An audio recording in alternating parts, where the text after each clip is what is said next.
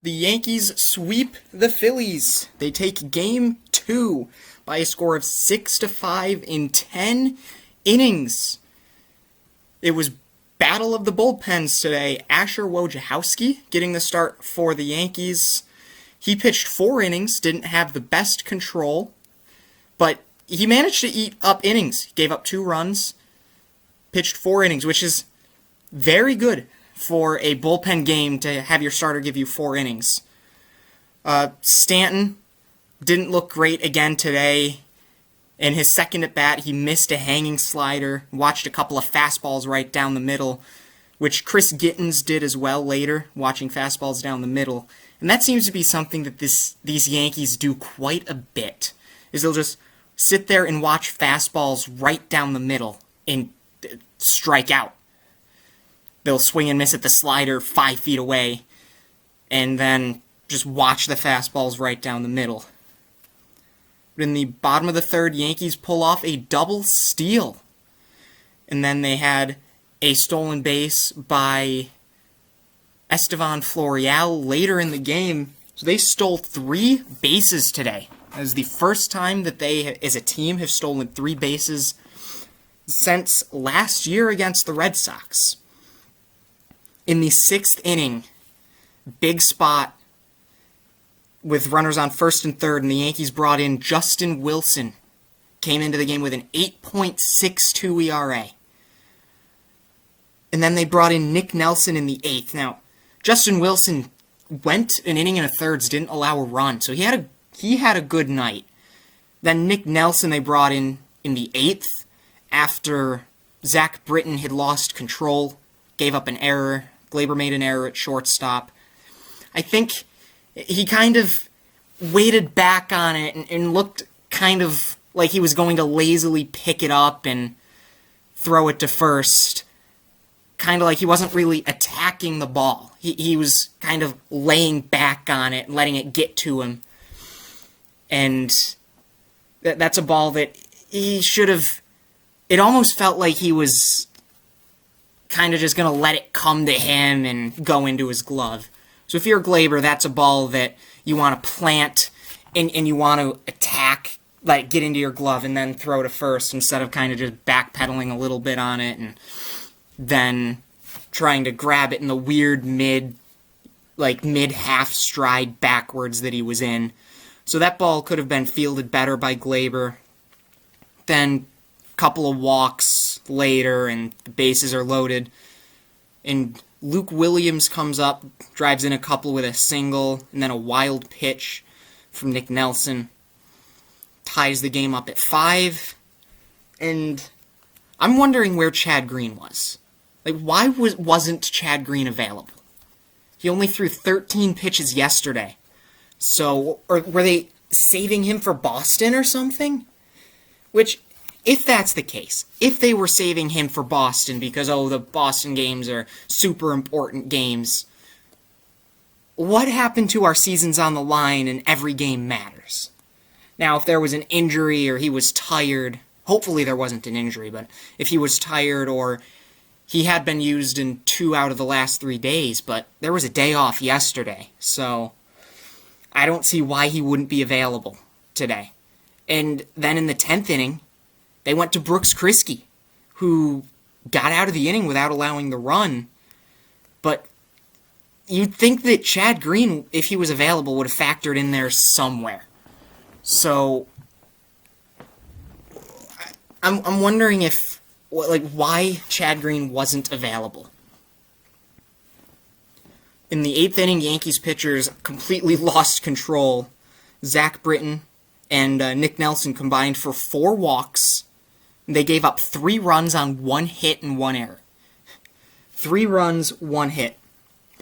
And Chapman had a little bit of control issues early in the 9th, and it felt like later in the game, Yankee pitchers just couldn't figure out how to throw a strike. Chapman looked pretty good for the most part in the 9th inning. He walked the leadoff hitter, and then he got Didi to fly out, and then they pulled off a pickoff. It was scored a caught stealing because the runner was going, but going on first movement, and then Chapman threw over to first, so they got him going to second for the second out, and then he struck out the final batter. So another step in the right direction for Chapman. Looked like there was another issue with his fingernail, so hopefully that'll get resolved soon. Then in the ninth inning, Yankees have bottom of the ninth, runners on second and third with one out, and the Phillies play two outfielders, bring in five infielders, with Rougned Odor at the plate. Fly ball into the outfield anywhere, gets the job done. It's a sac fly. But he hits a ground ball, chopper to first, and they throw DJ out at home. Another out at home plate. It's the Yankees' 16th out at home plate. Or was it something like that? They have a lot of outs at home plate. And I think a big part of that is whenever they get a runner on third, they have them run on contact every single time, which sometimes isn't a bad move, but other times when, you're it's a ball that's hit in such a way that you're going to get out, maybe you should go back. Good 10th inning for Brooks Kriske. He came up huge in this game. Kind of saved the Yankees, because he gives up that run at 6-5, and then all of a sudden the steam is kind of gone. And this game, it was a tied game, and the Phillies bullpen has been awful this year. And in the 8th, 9th innings, it just felt like we were behind and losing, which is not where you want to be.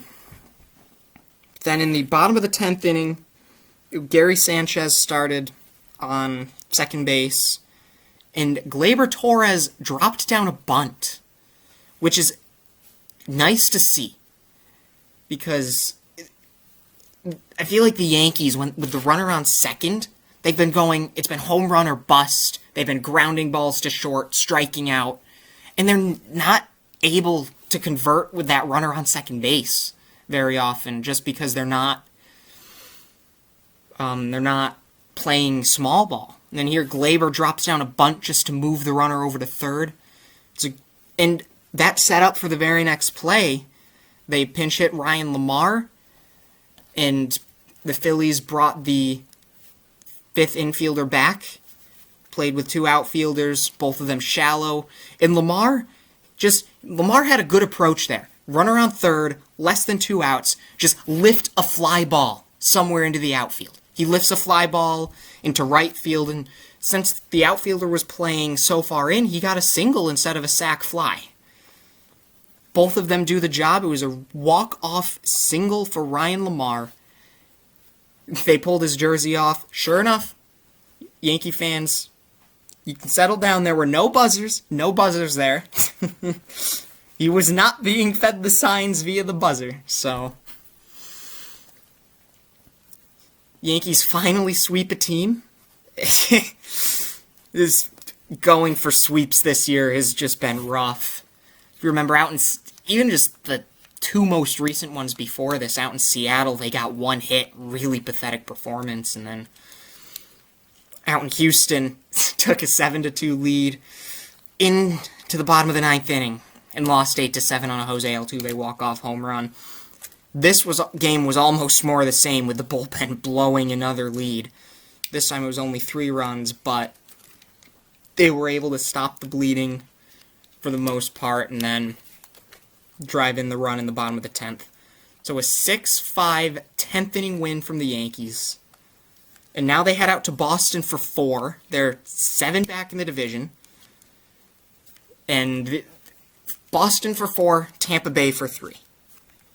The next man up Yankees so far are 4-1. Took 2 out of 3 from Boston, 2 out of 2 from Philly.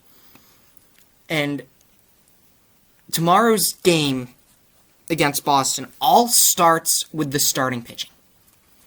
And you look at their recent stretch, the stretches that they've gone on this year, where they've played really well. Earlier in the year, where they were pretty much the best team in baseball through the month of May. Now, where they're 9-3 in their last 12. the constant between them has been the starting pitching. They have gotten really, really good starting pitching at times, and they've been able to cobble together just enough offense to make it work. Asher Wojciechowski today didn't have a bad start. I mean, didn't have a great start, but didn't have a bad start. For a pitcher who was 0-1 with a 5.68 ERA down in AAA, he pitched well. So, Yankees want to continue that trend of good starting pitching into this series in Boston. You're going to have Garrett Cole pitching. Hopefully Jameson Taillon can continue his resurgence. And hopefully you can get guys like Jonathan Loaisiga back. He should be back this weekend. I think they said that'll be a huge addition. Maybe Nestor Cortez can factor into the road trip. Maybe last game in Boston or Tampa or maybe Miami. But a gritty, tough win from the Yankees. Bullpen didn't have its best stuff. They didn't have all their arms there, but they managed to scratch out a win. And now they head into an extremely important 4-game set against Boston. So let's go Yankees. Try to win at least 3 out of 4 from Boston. See if you can seriously gain ground in the division and show that the next man up Yankees really are arguably better. They've played better lately than the regulars. And remember 2019, they won the division with the next man up Yankees. So, maybe we can have some more of that magic this year. More of that energy. So, go Yankees. Win tomorrow night, then win the series against Boston.